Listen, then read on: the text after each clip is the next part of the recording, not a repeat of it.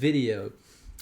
We do usually use on Wednesday night the Bible Project video. That's one of the first things that we do on Wednesday night. And so I'm going to try to use that again. And so whether that will work or not, I guess we'll just have to find out. And so we'll see what it does. And if it totally messes up, then maybe I can just get out of this altogether and get back to teaching. But do as you can. Just let me know if it goes out, if the screen goes out, if the audio goes out. I'm going to see if I can keep it to where I can read your rolling scripts. So, David says they need some more people to help mow the grass. And so, all right, anyway, I'm going to do the book of Nahum tonight. Nahum is a prophet who spoke to the Ninevites. Whole book is to the people of Nineveh, and it represents God's dealings with nations and or individuals that are evil and wicked, and the justice of God and the person of God. So anyway, we're going to move forward with this. I'm going to see if I can start the video, and let me know if you can get the video. Okay, so here we go. The book of the prophet Nahum. This short prophetic book is a collection of poems announcing the downfall of one of Israel's worst oppressors, the ancient empire of Assyria, and its capital city, Nineveh. The Assyrians arose as one of the world's first great empires, and their expansion into Israel resulted in the total destruction and exile of the northern kingdom and its tribes. The Assyrian armies were violent and destructive on a scale that the world had never seen before, and so Israel and its neighbors were awaiting the downfall of Assyria, which eventually came in the year 612 BC. The Babylonians rose up and began a rebellion that overtook Nineveh and brought down the Assyrian Empire. And so chapter 2 depicts the fall of Nineveh in vivid poetry, and chapter 3 then explores the downfall of the empire as a whole. But this book isn't just an angry tirade against Israel's enemies. The introductory chapter shows us that there is way, way more going on here. The book opens with an incomplete alphabet poem that begins by describing a powerful appearance of God's glory. It's very similar to how the previous book, Micah, began and how the next book, Habakkuk, is going to conclude. And it's God, the all-powerful creator, coming to confront the nations and bring his justice on their evil. And the poem opens by quoting from the famous line of God's self-description after the golden calf incident in the book of Exodus chapter 34. The Lord is slow to anger. He's great in power. He won't leave evil unpunished. And so the rest of the poem goes back and forth, contrasting the fate of the arrogant, violent nations with the fate of God's faithful remnant. When God brings down all the arrogant empires, he will provide refuge for those who humble themselves before him. Now, here's what's really interesting, is that you thought this book was only about Assyria, but Nahum actually nowhere mentions Nineveh or Assyria in chapter 1. And when he describes the downfall of the bad guys, he uses Isaiah's language about the fall of Babylon, which happened much later in history. And not only that, Nahum also describes the downfall of the bad guys as good news for the remnant of God's people. It's a direct allusion to Isaiah's good news about the downfall of Babylon. And so all these little details from chapter 1, they come together to make a key point. For Nahum, the fall of Nineveh is being presented as an example, as an image of how God is at work in history in every age, how he won't allow the arrogant or violent empires of our world to endure forever. And so the message of Nahum is actually very similar to that of Daniel. Assyria stands in a long line of violent empires throughout history, and Nineveh's fate is a memorial to God's commitment to bring down the violent and the arrogant in every age. With this perspective from the opening chapter, the book then returns to its focus on Assyria. And so chapter 2 describes the Battle of Nineveh and the overthrow of the city in progressive stages. So first we see the front line of Babylonian soldiers, and then we read about the charge of the chariots, and then the chaos on the city walls as the city is breached, then the slaughter of Nineveh's people, then the plundering of the city. Chapter 3 goes on to describe the results of the city's downfall for the empire as a whole. So Nahum begins by announcing a woe upon the city whose kings built it with the blood of the innocent. It's an image of how injustice was built into the very system that made Assyria so successful. But their violence has sown the seeds of their own destruction, and so Assyria will fall before Babylon. The book concludes with a taunt against the fallen king of Assyria. He's stricken with the fatal wound, and from among all the nations that he once oppressed, no one comes to help him. Rather, they sing and celebrate his destruction. And that's how the book ends. Now, this is a gloomy book, but it's important to see how Nahum's message addresses the tragic and perpetual cycles of human violence and oppression in every age.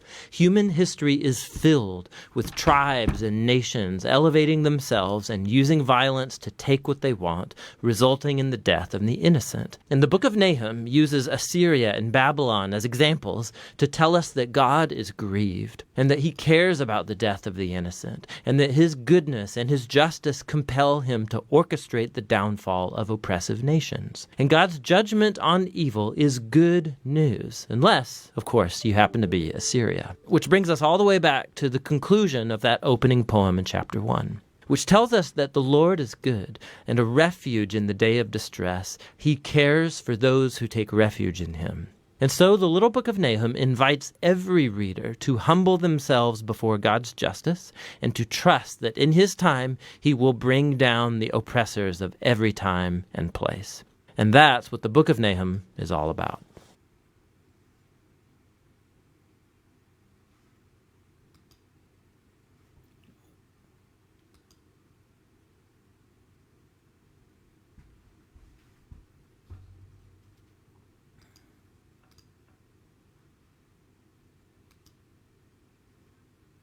Shoot. The book of the prophet Nahum. The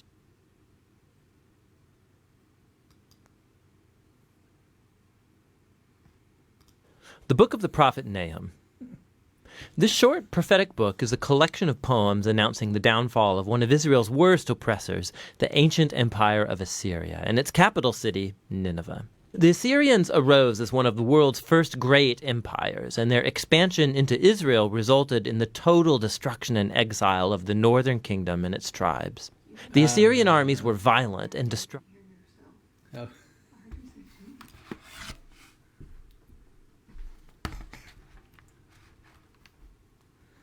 All right. I think the video is off now. We had a little problem there, and I guess we'll fix that up sometime. Because when I clicked it there, it started all the way over, and I didn't figure you wanted to watch that whole set one more time. So we'll trust that. Maybe before the next time I'll have that figured out. Maybe I'll have learned my lesson and just leave well enough alone. I don't know. All right, so the first part of that video talked about the book of the book of Nahum being about Nineveh, but not being about Nineveh. And it said in the entire first chapter, or maybe it's the first chapter. They said, just a small correction. They said there's no mention of the word Nineveh, and so this book can be taken against various other nations. But the fact is, in the very first verse, it says that this is Nahum's prophecy about Nineveh, and so we do have that as a clear understanding of what's really going on there. I will send you the file for this so that you can have the file if you want to look over it when we're done with this. I'll send it to you. But for those of you who just take notes, here it is. You can turn to Nahum in your Bibles, so that's what we're going to do. And most of you are already there. It's the one that's after Micah. Jonah, Micah, Nahum, and it's before Habakkuk. So anyway, I think. Anyway, the minor prophets are generally in chronological order. The Jews put them that way, but Nahum fast forwards quite a bit from where the other ones left off. So Jonah, Micah, and the previous prophets, Isaiah and the major prophets, all those ones at the beginning, Hosea, Joel, Amos, Obadiah, all those guys were back in the early part, or the early to mid part of the 8th century. We're going to jump forward quite a bit to just before, actually it's just before the Babylonian captivity, about 40 years before, and then about 75 years after the Assyrians took over the northern kingdom of Israel, and that happened in 722 BC. So those are the dates. Remember, I told you to remember 722 BC is the fall of the northern kingdom, and 586 AD is the fall of the southern kingdom. So you remember those two dates, and those are your kind of pinpoint dates of the Old Testament. Well, Nahum was kind of in the middle. He did a couple of different things when he did his prophecy. There had been about 40 years in between the last of the prophets, which was Isaiah, hung off to the end. There was about 40 years where, you had no prophetic writings, or at least no prophetic writings that were written down and preserved in the canon. And so even though there was probably those folks called the men of God in the nation of Israel and Judah that prophesied and did kingdom and preaching and so forth, there wasn't any kept for us. Now, Nahum came on the scene, and you had contemporaries with him like Zephaniah, and he overlapped a little bit in the last part of his ministry with Jeremiah. Again, we're talking about those years leading up to the Babylonian captivity. If you wanted to put dates on it specifically, 649 to 627 are going to be your dates that you were able to tack on to the book of Nahum. Now, he started out under the king Manasseh, the Judean king Manasseh. Manasseh was a really bad guy. He was probably the worst king that Judah ever had. And he really sealed the fate of that northern kingdom, or the southern kingdom, I'm sorry. And he had a long 55-year reign, very wicked and idolatrous, and so it was a pretty bad situation. And that's what Nahum started in his ministry with. Now, mid-part through his ministry, Manasseh died, and his son Amnon reigned for like a year. But then after that, the boy king Josiah was made king. He was made king. He was 8 years old, and he had a high priest that kind of ruled and helped him while he ruled. He was the king during a pretty massive revival that happened about 622 BC, and so you had a pretty amazing thing that happened in Jerusalem as this boy king was seeing the things politically going on in the world. The glory days of Assyria had been, in the late 700s.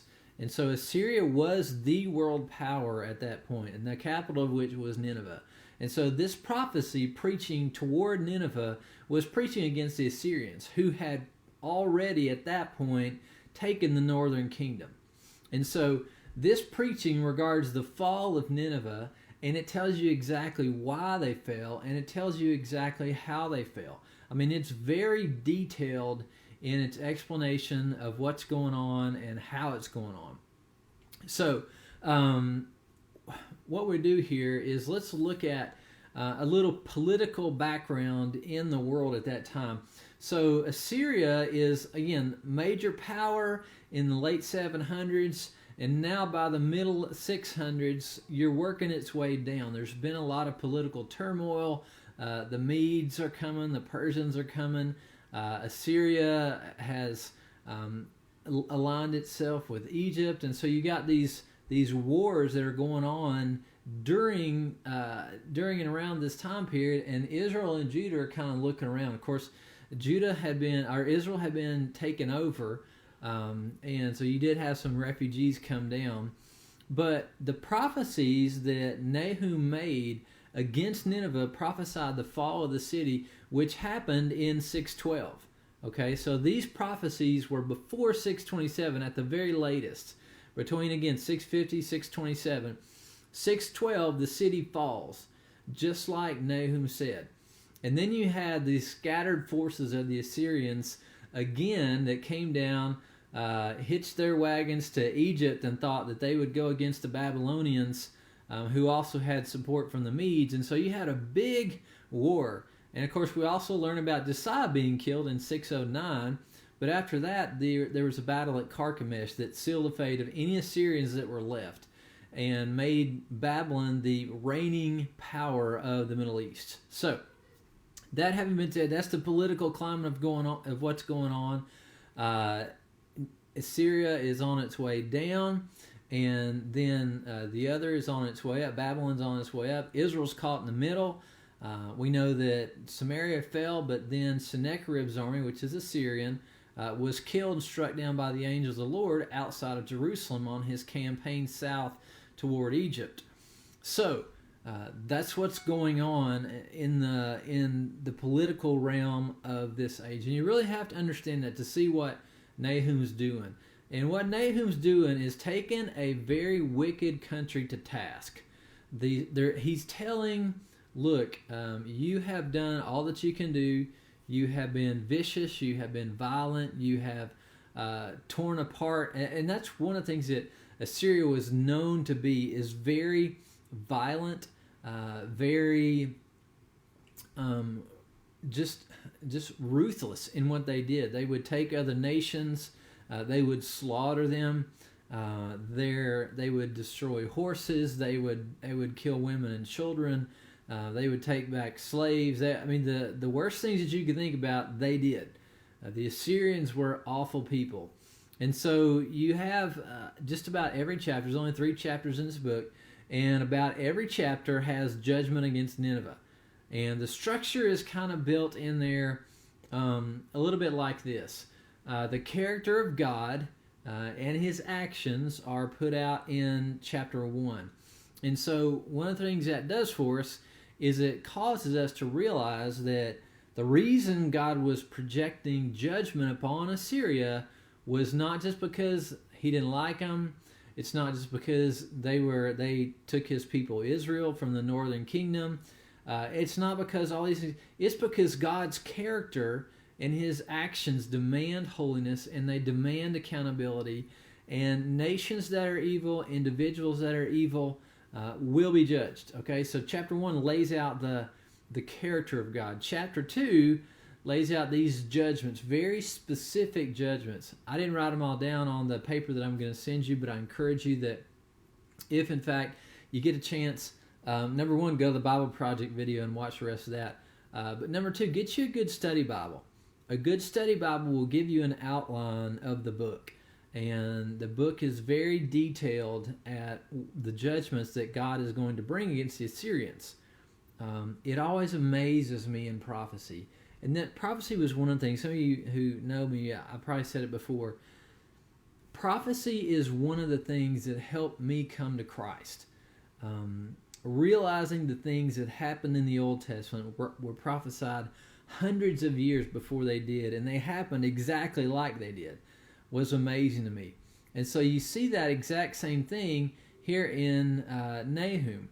He promised, 20, 30, 40 years, this is what's going to happen to Nineveh, and it happened just like he said.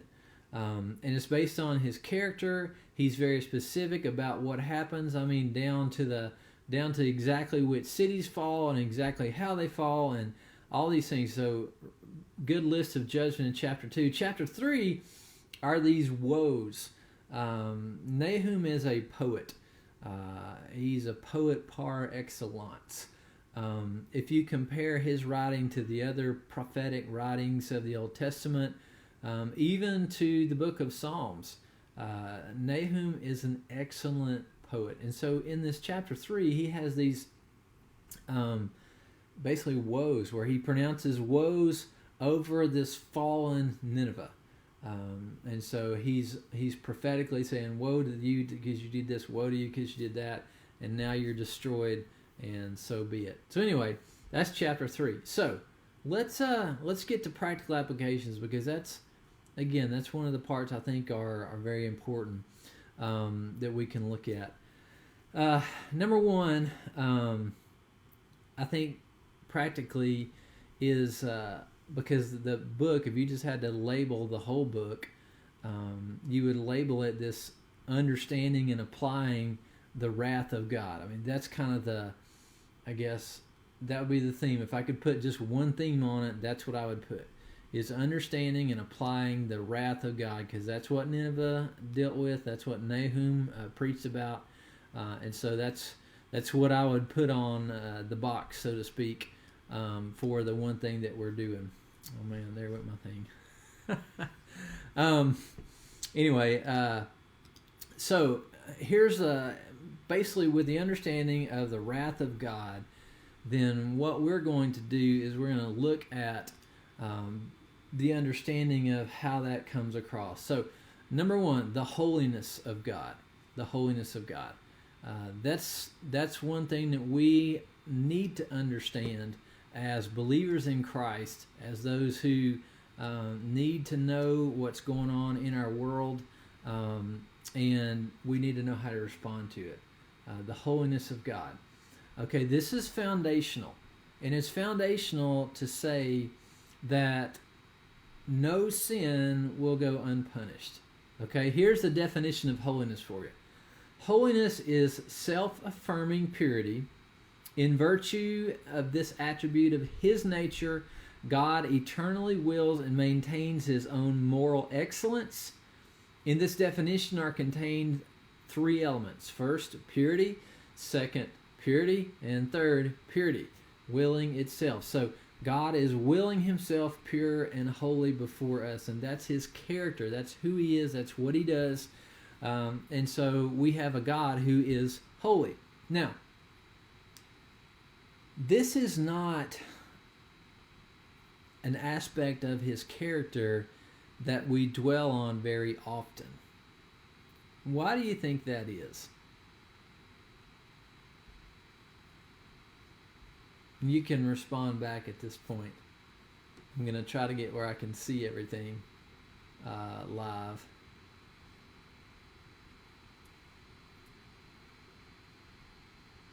Why is it that we don't meditate on the holiness of God? I think this goes all the way back to Adam. Adam, when he realized that he was a sinner, he understood God to be holy at that point. Yeah, it is. Exactly, Jen. It's hard to fathom what that means. He's incomparable to anything we know. The only holiness we know is on a scale of degree, and it's unimaginable, the degree difference. Okay, but I think in Adam's sin, which we are all in, when we realize God is a holy God, we don't want to really think about that. That's not something that makes an enjoyable meditation for the morning, unless we are incredibly excited about having our sin exposed, which we should want, but that's not always pleasurable. That's the reason I don't think we meditate on the holiness of God. Now, so then the question would be, how do we go about doing that? Or how would it change us as we grow in the knowledge of the holy if we did that? So if we were able to meditate on God the Father and His holiness, how would that change us? What would be different about our lives?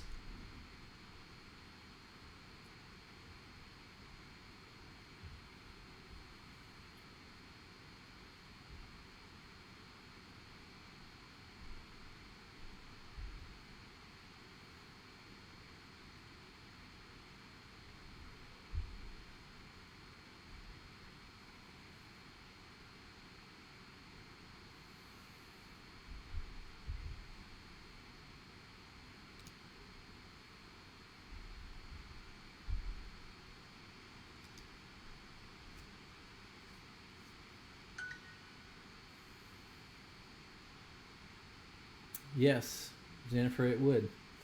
If we did maintain uh, our holiness and think about our holiness and dwell on His holiness, it would make us more dependent. And hopefully that would be the case, Ann, is that we would have a desire to be holy. I don't. If we could see the beauty of it, then definitely. And I do think, Jen, you're exactly right that we'd be more careful not to sin. I think because of the fear in us, that might be the thing that would prevent us from sinning as much or in certain ways. Now, the second practical application that I want to bring up is similar. It's kind of flip side, I guess, of same coin, and that is the jealousy of God. The jealousy of God. I would define it like this because I think it's important how you define it, because that word jealousy can be taken a lot of different ways, the way we view things. But in light of God, it's like this.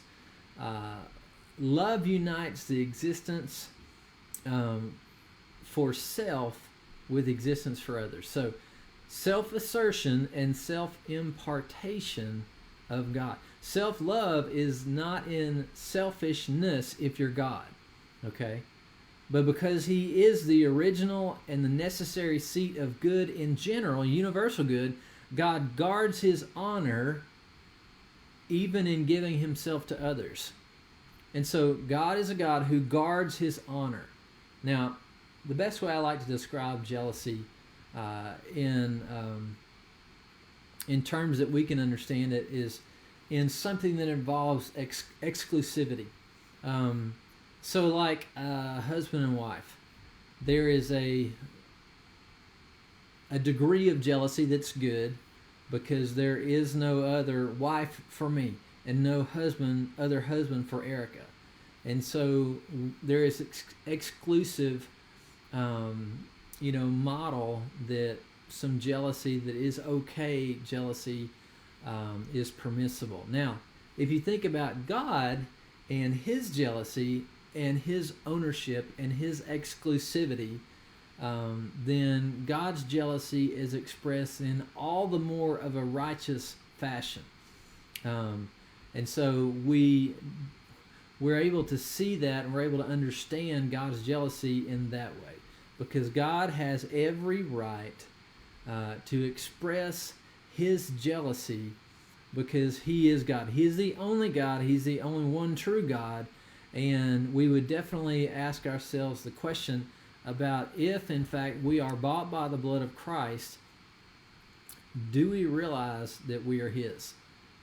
We talk often in this country about our rights and how that they're being violated or threatened or, whatever else you fill in the blank. We talk about our rights a lot. When, if you get right down to it, if we've been bought with the blood of Christ, it says that we have been bought and we're no longer our own. Okay, and so pretty much what you've got there is that if you really think it through, you have no rights. The rights that are given you by your government are only rights that are given to them by delegated authority. So God gives them the ability to give rights to you. But you're not given those rights by the government because of who they are. You're given rights that are yours by God. Okay? Why? Because God is the one and only. And we are His alone. Yes, we're citizens of the United States of America, but we are God's, and therefore we are the one who is going to answer to Him. So when He's jealous, He is trying to protect His honor and protect what He is, or what belongs to Him. And so God's jealousy is expressed in that fashion. Can you think of ways that God's jealousy might be expressed?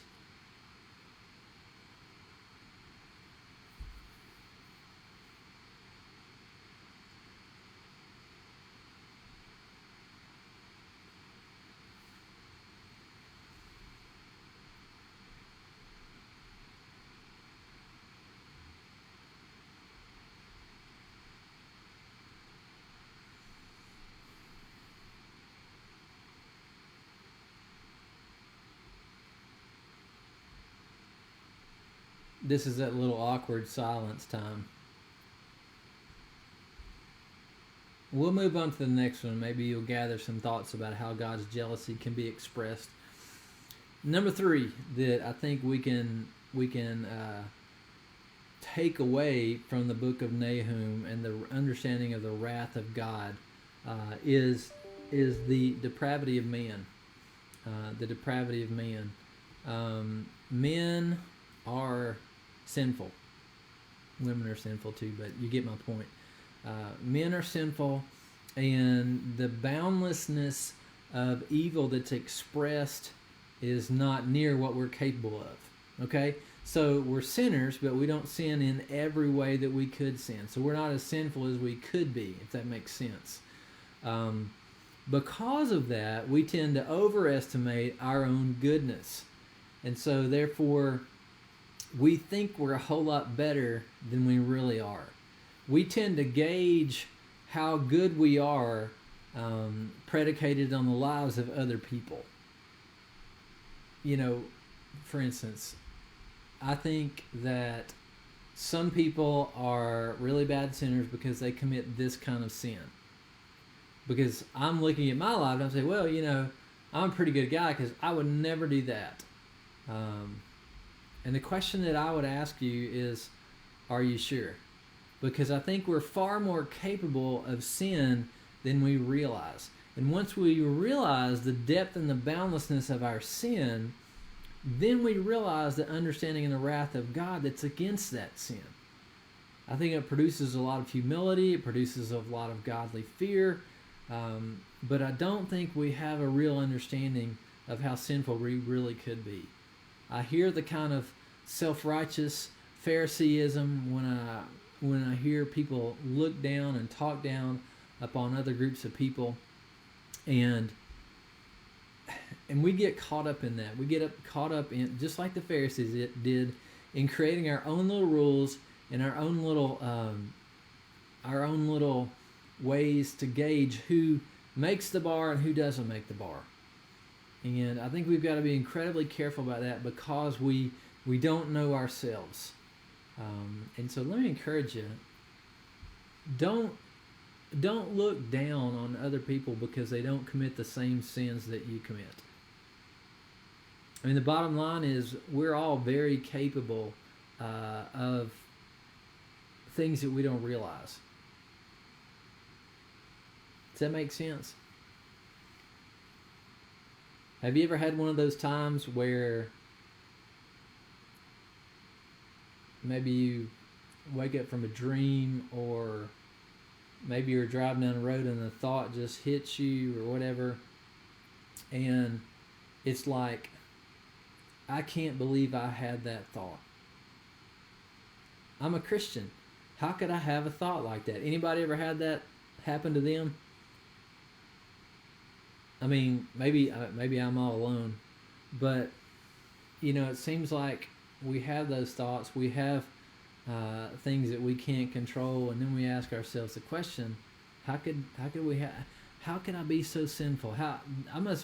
Sometimes even makes us doubt our own salvation, which you know is terrible. It's not true. You can't lose your salvation, but we doubt sometimes because we think things, or we say things, or we act in certain ways that we know are displeasing to God, incredibly displeasing. We struggle with certain sins that we don't want to tell anybody about, but we continue to struggle.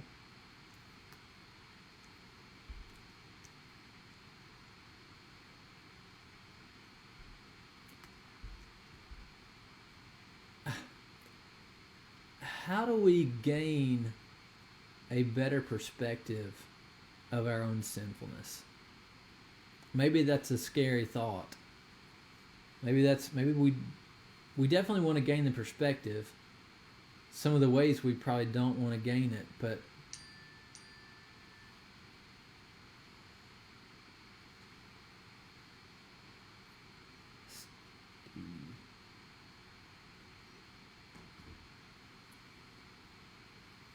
I didn't silence all my devices. Sorry.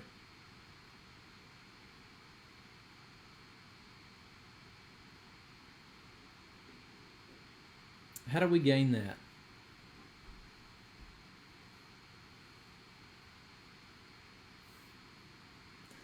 Yeah, I think that's good. Parenting definitely reminds me that I'm a sinner.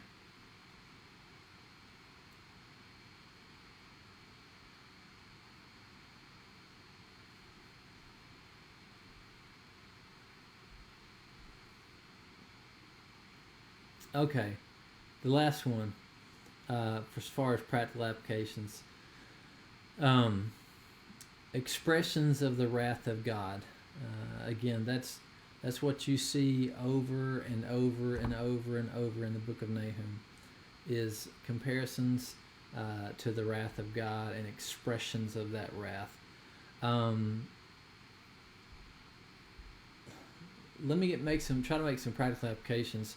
Number one, I think we need to remember that the righteousness of God is not worked by the wrath of man. I forget exactly where that verse is, but the anger of man does not work the righteousness of God. And we see expressions of, the wrath of God in books like this, and we need to remind ourselves that this is God's prerogative, and that expressions of wrath on our behalf had to be we have to be very careful, because it's not our job. Vengeance is the Lord, and He will repay. One of the teachings of the book of Nahum is that God will repay all sin. Nobody's getting away with it. For several hundred years, they'd been the power. The Ninevites had, the Assyrians had. They'd been the power in the region, but it was not going to help from that point on. So they were going to be held accountable. God was going to punish. He was going to destroy that empire.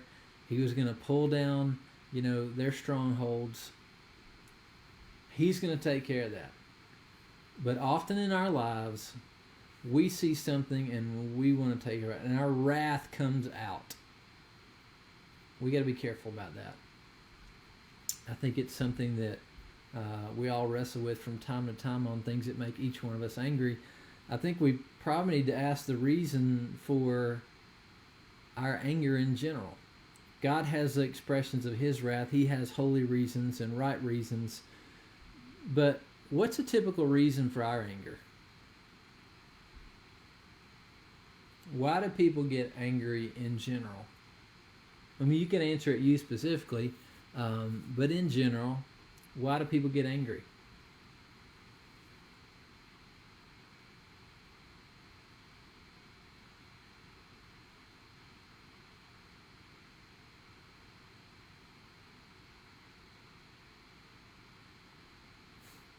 Yeah, that's right. Selfishness. Could you elaborate on that, Steve, a little bit?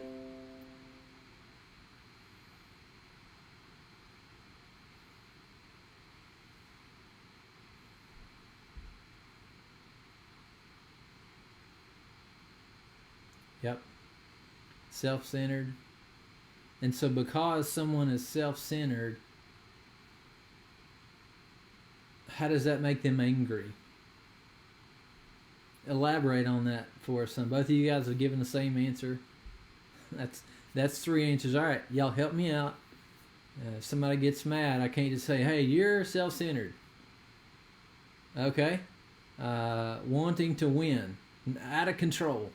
Hurt feelings. Now that's a good one. Pride. Because pride, they always think they're right. Good. We want what we want, and we want it now. The result of the fall. That's good.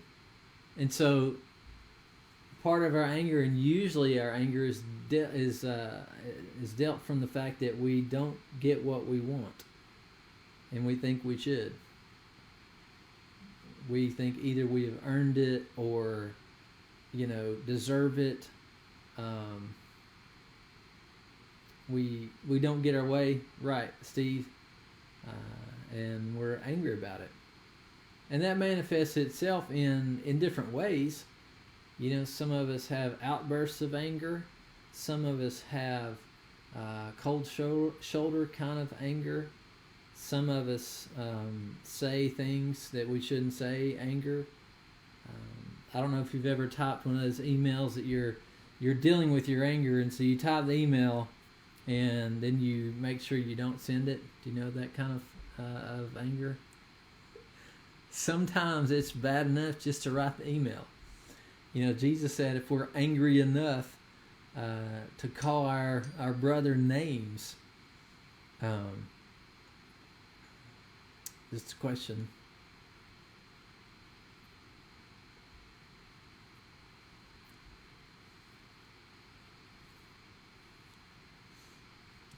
All right. Last thing that I'll share with you tonight, make a few announcements, is I think we need to always, when we're dealing with the wrath of God on a particular nation or on individuals, we need to remember the meta-narrative of Scripture. You know, the long story, okay? The front to the back, okay? God started in the garden. And then moved on to the fall, then moved on to redemption, and eventually we'll get to restoration. So we've got this story, this long story of the Bible.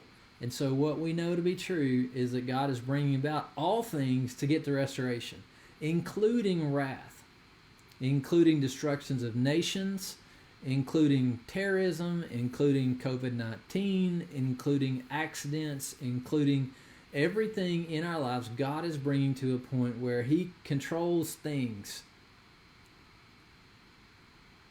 And He's bringing it to that point for a reason.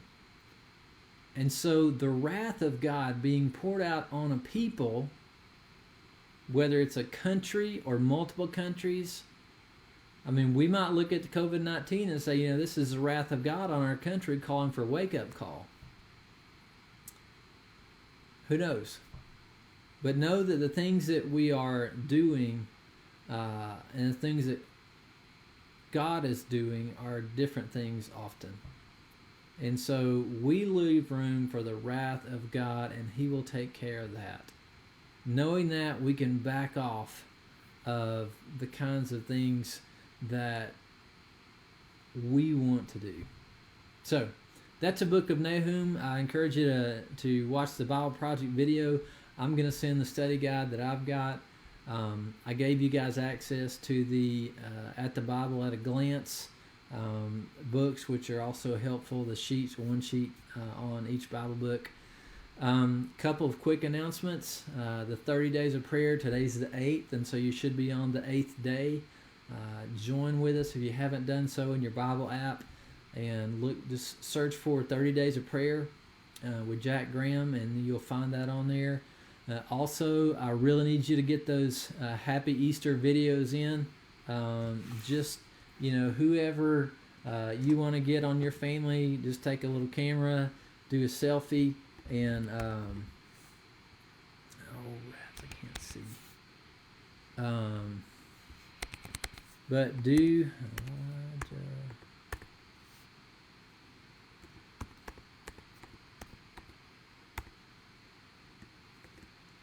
Alright, I think I put this in here right.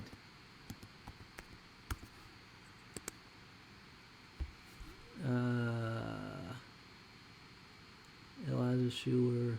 Yes, okay, so you see that email on there. Take your little 5-second or 2 or 3 second video saying Happy Easter. Send it to Elijah, and he's going to start putting those things together. So don't forget that. It won't take but a second. Send it tonight, okay? Get it done tonight or first thing in the morning with your family. Do it and get it done, because we really need those in so we can put those on. It'll be really special Easter, I promise you. And also, if anybody has sunrise service pictures from last year or the previous year, I was looking through mine and I found one from 2018. If you have those, send them to Diane so we can use those as well. We're praying for you. There's several needs, but we want to continue to lift up our church and the way that we are handling this COVID-19 and all the things that are going along with it. So trust that God is going to bless you this week, and we look forward to seeing you guys soon, if I can figure out how to get this off. This is an Apple computer, and I am just struggling.